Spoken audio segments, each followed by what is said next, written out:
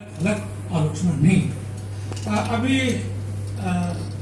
भाई कमलानंद जी आचार्य रामचंद्र शुक्ल की आलोचना करते हुए कह रहे थे कि साहित्य को जनता की चित्तवृत्ति का संचित प्रतिबिंब उसके इतिहास को मानते हुए, लेकिन उनको जनता दिखाई पड़ी साहित्य के इतिहास की एक आलोचना ये भी की जाती है। लेकिन इस बात का हमेशा ध्यान रखना चाहिए कि शुक्ल जी पहली बार एक सुव्यवस्थित ऐतिहासिक साहित्य के प्रति लेकर आ रहे थे और उनका यह मानना सिद्धांतिक बहुत महत्वपूर्ण था कि जनता की जो चित्तवृत्ति है उसका प्रतिबिंब होता है और जो संचित चित्तवृत्ति होती है वो इतिहास होता है।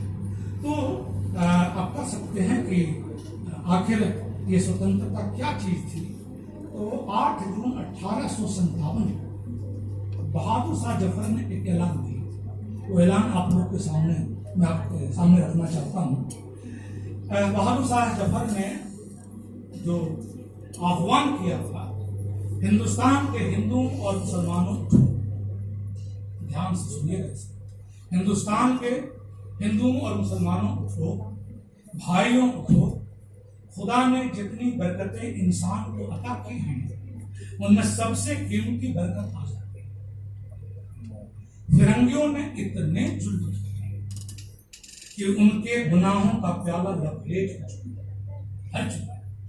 इसलिए मैं अपने तमाम हिंदी भाइयों से कि उठो और ईश्वर के बताए हुए इस कर्तव्य को पूरा करने के लिए मैदान जंग कूद पड़ो। ये बहादुर शाह इनको मरने के बाद अपने 2 गज जमीन भी अपनी नसीब में। इसलिए जब भी आजादी की और स्वतंत्रता आंदोलन की बात करें तो ध्यान रखें कि आजादी किसी एक समूह के द्वारा पाई गई है। यदि एक समूह भी विरोध में हमेशा खड़ा रहता तो फिर वो आजादी और भी तहस नहस होकर के मिली होती या न मिली। चौधरी बद्री नारायण प्रेमचंद की भी चर्चा आशीष जी ने की थी और उन्होंने घोषणा के स्वर में कहा था उस समय कि साहित्य का संगठन समय के अनुसार हुआ करता है। आज समय दूसरा है। देश की दुर्दशा ने सबकी मुटाई झाड़ दी है।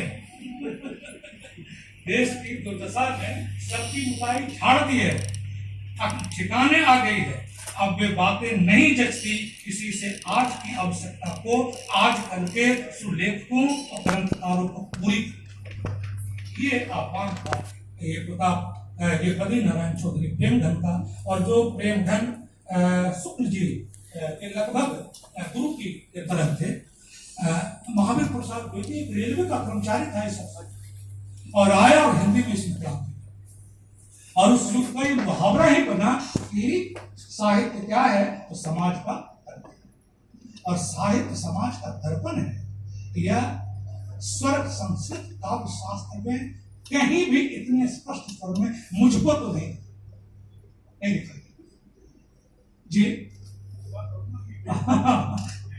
इसका मतलब है कि एक नए साहित्य शास्त्र के गढ़ने की बेचैनी भारत भारती जब आया तो भारत भारती जैसी लोकप्रिय कृति को आप बहुत कम हिंदी में देख सकते हैं। और उस भारत भारती की समीक्षा करते हुए दूधी जी ने लिखा था कि यह काव्य सोते हुए को जगाने वाला है, स्वदेश का प्रेम प्रेमचंद ने 19 और बल्कि मैं कहूँ और शायद सूर्य प्रकाश जी कह रहे थे कि उस समय जागरण के बहुत सारे गीत बने। उठ जाग मुसाफिर भोर थे हो रहे कहाँ जो सोबत है, जो सोबत है सो मोहब्बत है, जो जागत है सो पावत है।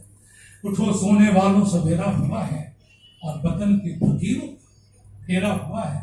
प्रेमचंद ने 1936 में जो भाषण दिया था प्रगतिशील लेखक संघ के उद्घाटन के समय, उसका आखिरी जो कथन था, जो आखिरी बात उन्होंने कही थी और उसमें उन्होंने कहा था कि आज साहित्य की कसौटी बदल चुकी है। अब हमें साहित्य के प्रति एक आमूल चूर बदली हुई दृष्टि चाहिए और कहा था हमारी कसौटी पर वही साहित्य खरा उतरेगा जिसमें उच्च चिंतन। अब ये उच्च चिंतन भी व्याख्या है, इसकी लंबी चौड़ी व्याख्या हो सकती है। स्वाधीनता का भाव स्वाधीनता आंदोलन के बिना शायद इस शब्द की इस रूप में उपस्थिति की गुंजाइश न होती। और जो हमें गति और बेचैनी पैदा करे, ये बहुत महत्वपूर्ण है। आज अगतिशील होने का वक्त नहीं और शांत बैठने का भी वक्त।